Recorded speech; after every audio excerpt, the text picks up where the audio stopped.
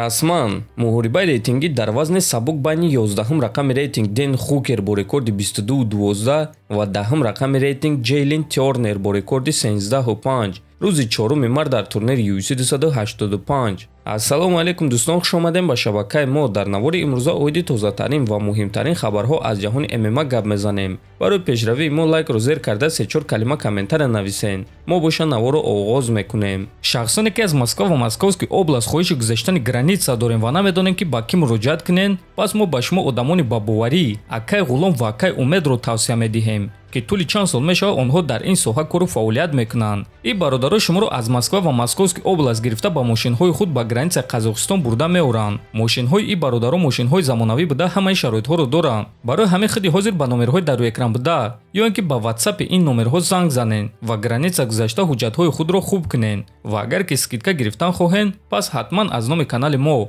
Паҳлавон теҷа гап занен. Чемпиони пешинаи UFC дар вазни сабук Чарлз ду Бронкс Оливейра ният дорад ки дар соли 2023 ду муҳориба гузарона ки як тай аз онҳо реванш бо Махачев мешавад.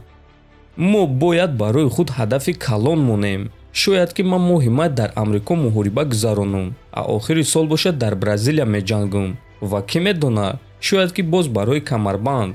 ман Махачевро эҳтиром мекунам, аммо ҳамон шом 10 дақиқаи бадтарин барои ман буд ва ман барои муҳориба зидди Ислам Махачев ягон чизро тағйир намедодам. муҳорибаи мо бо ӯ боз баргузор мегардад. метонем боварӣ дошта бошен. мо ин корро мекунем. ман моҳи апрел ё ин ки май меҷангам. фарқ надорад ки зидди кӣ. ва агар ки худованд хоста боша ва ман ғолиб шавам, пас то охири сол реванши мо бо Ислам Махачев баргузор мегардад, гуфтааст Оливейра. дӯстон, ба фикри шумо рақиби Чарлз Оливейра кӣ шуда метавонад? эҳтимоли калон аст ки ӯ бо Бенил Дарюш вомехӯрад, аммо ҳоло ягон хабари расмӣ дар ин бора нест.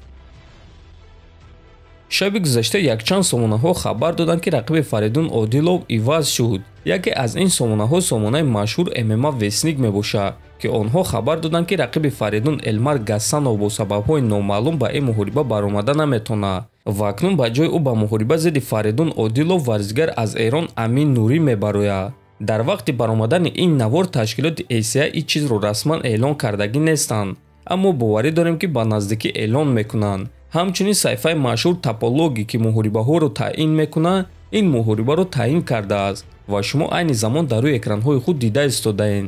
Фаридун Одилов бо рекорди 14-2 зидди Амин Нурӣ бо рекорди 6-3 муҳориба дар вазни 93 кг дар турнири ACI 151 рӯзи 27 январ дар Казан.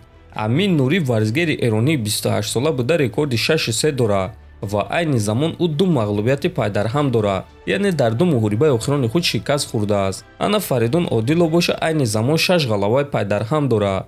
барои ҳар дуи ҷангваро ин муҳориба дебют дар ташкилоти ACI хоҳад шуд. дӯстон, боз такрор мекунем ки худи ташкилот ҳоло ин чизро расман эълон кардагӣ нестанд, аммо эҳтимоли калон аст ки рақиби Фаридун Одилов Амин Нурӣ мешавад ва шояд ки дигар рақиб шавад ё умуман Одилов дар ин турнир баромад намекунад, чунки дар чунин муддати кӯтоҳ рақиби нав пайдо кардан хеле душвор аст. барои ҳамин дӯстон умедвор мешавем ки ташкилоти ACI бо Фаридун Одилов ва Амин Нурӣ маслиҳат карда метавонанд ва мо ин муҳорибаро мебинем.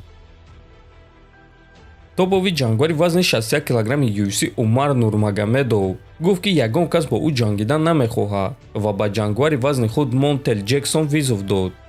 ягон кас бо ман ҷангидан намехоҳад, аммо ман одами оддиюм. эй Монтел Ҷексон, ту гӯштингири хубӣ. мо метавонем ки муҳорибаи хуб гузаронем. агар ки ту маро шикаст дода тавонӣ, пас имконият пайдо мекунӣ ки дар топ 10 рейтинг ҷойгирӣ, навиштааст Нурмагомедов. хотиррасон мекунем ки Умар Нурмагомедов рӯзи 15 январ дар турнири UFC Fight Night рақиби худ Раони Барселосаро дар якум раунд ба нокаути вазнин равон карда буд. ана Монтел Ҷексон боша 3 ғалабаи пайдарҳам дорад ва ма фикр мекунем ки ин имконияти хуб аст барои ӯ.